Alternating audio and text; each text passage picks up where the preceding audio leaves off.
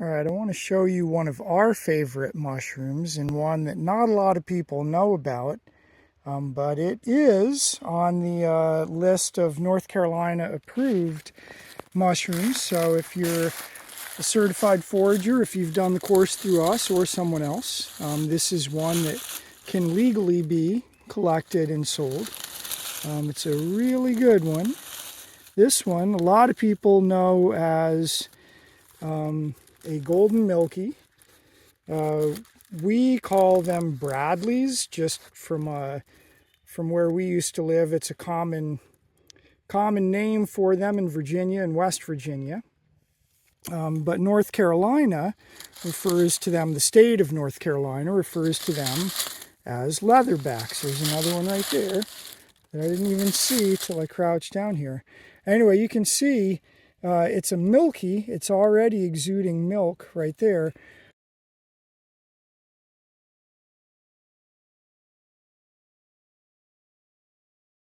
But I'm going to pull this one out carefully to show you about it.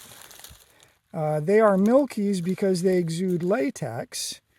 And this is a really nice one. This is perfect.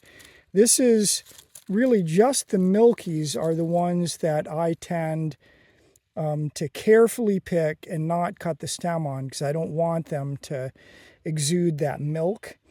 That latex, it exudes a white latex. It doesn't have distinct concentric rings on the surface of this cap.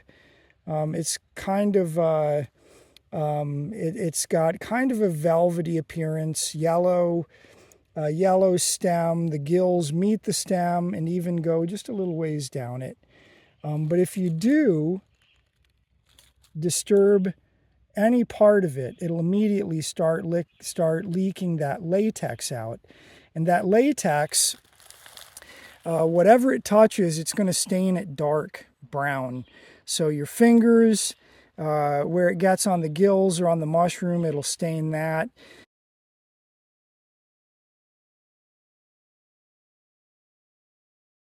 The other thing about that latex is that it's going to smell kind of fishy.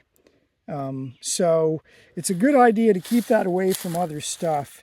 But we'll go ahead and pick this other one. Even though it's small, we don't have any rain forecast. I think that's probably about it for these guys, and these are perfect anyway. These are